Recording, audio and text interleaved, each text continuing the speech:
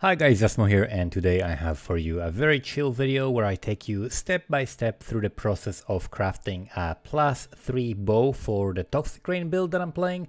This is a very easy craft, it follows very simple principles and it's 100% deterministic. There's pretty much nothing you can fuck up about this thing. It's very simple. So the way you want to start it is you want to get a thicket bow that is going to be at least item level 82 and you want to 6-link it. You can buy a 6-link, it's going to be about 2x currently. That's the initial cost for like a 6-link thicket bow that is at least level 82. You want to get it to quality 20 or 30 if you can. It doesn't really matter because you can get it to quality 30 later on with the betrayal mechanic with Hillock in transportation, I believe. But the first thing is you want to get the bow and you want to 6-link it. After that, you want to make sure that you're gonna alteration spam damage over time multiplier. So the reason why we need level 82 is exactly for that mod. If you look here, level 82 is required to hit the tier 1, and that's exactly what you want to do. So you're going to be spamming this bow for damage over time multiplier. Once you get it, you're going to have a magic bow with that. You're going to imprint it. What does that mean? Imprinting it, this thing is an imprint. It comes from the bestiary. You basically go to your bestiary and you use the crazy chimeral. You can check for imprint. It's going to be imprint a magic item, and basically you imprint your magic item that has this damage over time multiplier roll. It might have something else on the prefix as well, but it doesn't matter. You just imprint it while it's still magic. After you do that, you're gonna have to regal it, which is gonna turn it into a rare, and then you're gonna have to annul everything else except for that damage over time multiplier. If you get unlucky and you hit the damage over time multiplier, you simply use the imprint back on this item, you turn it back into the magic one, you still have the roll so you don't have to alt spam it again, and then you try it again. So you imprint again, you regal again, and then you annul until you have only that left. So that's the step number 1, just getting this thing. Damage over time multiplier, you can divine it if you want, if you're not gonna be divining the bow later. And you basically want to get this thing. The second thing that you're going to need to do is to craft on it with the multicraft. So multicraft, so it's can have up to 3 crafted modifiers. This comes right now actually from the Putrid Cloister map. This has been changed. It used to be from the Prophecy. Now you get it from the Putrid Cloister, which is much cheaper actually. So you get this and it costs 2x every time you do it, right? So we're gonna can have up to 3 crafted modifiers, which is another suffix. So we're putting another suffix on this thing, so can have up to 3 crafted modifiers. After we do that, we want to make sure that we do cannot roll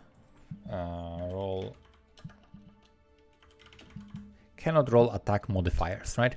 Cannot roll attack modifiers is gonna block all of the attack modifiers and we're gonna be able to exalt slam. So cannot roll attack modifiers 1x. This one comes from Carebled, the Wolfpack's Den unique map, right? So this is where you get this one, cost 1x, so we put that on the bow right now. We're doing this with the can have up to 3 crafted modifiers so that we are blocking both suffixes. And now if we look again at the bow and the possible mods, if we eliminate the attack, look at this, only 1 left, and that is level of socketed gems. And after that we can also look at another one. The hunter is gonna have only increased chaos damage because we're gonna hunter exalt slam it. So the first thing is we're gonna slam it with an exalt. You can use an exalt or you can also use Leo. So I myself am gonna use Leo, which I prepared.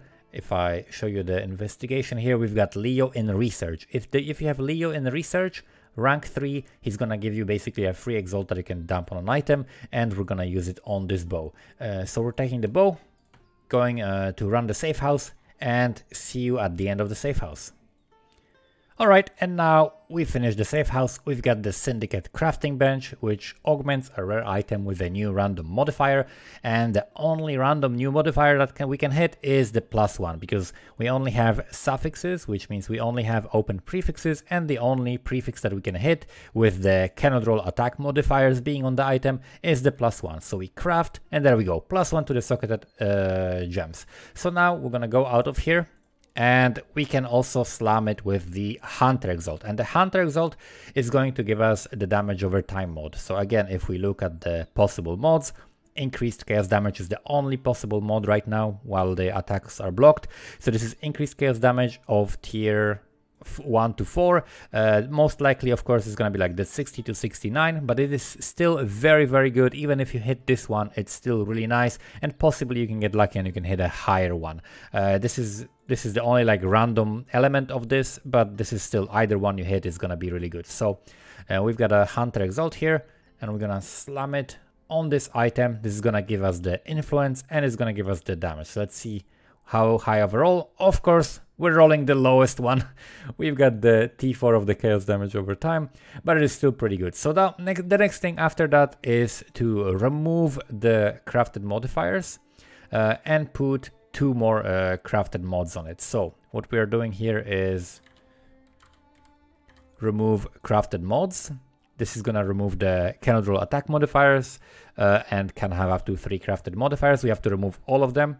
And then we do again, can have up to 3 crafted modifiers.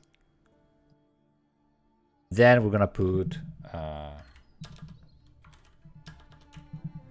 +2 to level of socketed support gems, which costs 2x. This one comes from I think unveiling items from Katarina, right? Support gems. Yes, unveiling Katarina items, so unveiling weapons and shields from Katarina gives you that one. So 2x again, so +2 to level of socketed support gems. And then we need chaos damage over time, which sadly goes only up to 20, but it's still the best thing we can get.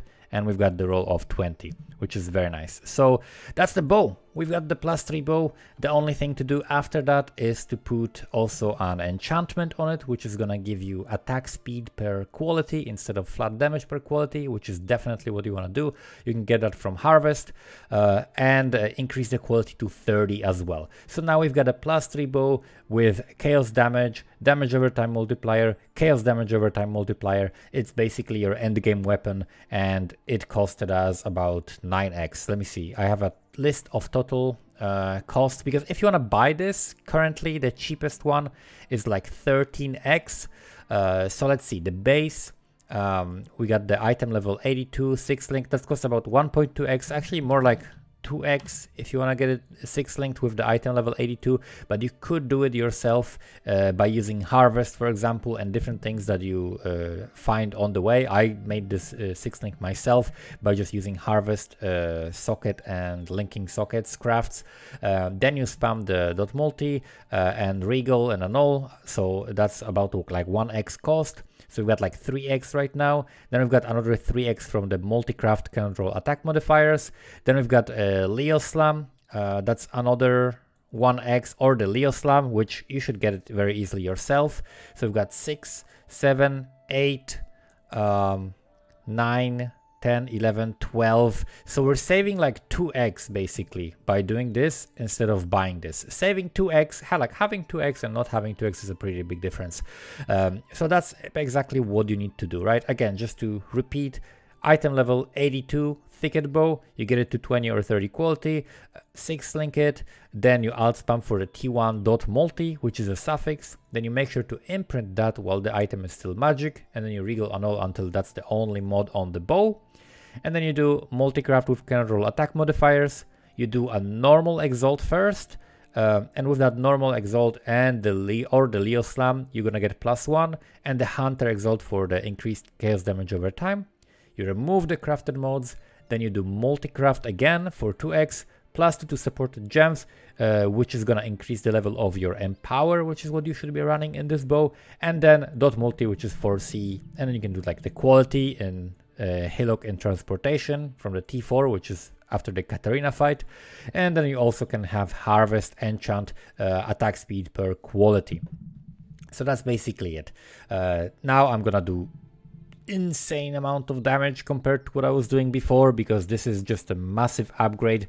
However, I've been still clearing a lot with this. So now on to my next upgrades, which is gonna be swapping to the right belt, fixing up all of the other gear issues, and it's gonna be a very enjoyable build. It's already doing crazy content right now, even on the +2 bow that I'm using here. But that's basically it. Hopefully this is helpful to you, to anyone who wants to either make them for a little bit of profit or just make them for yourself to save a little bit of currency and just learn how to craft more items for yourself. Thank you guys for watching, and see you next time.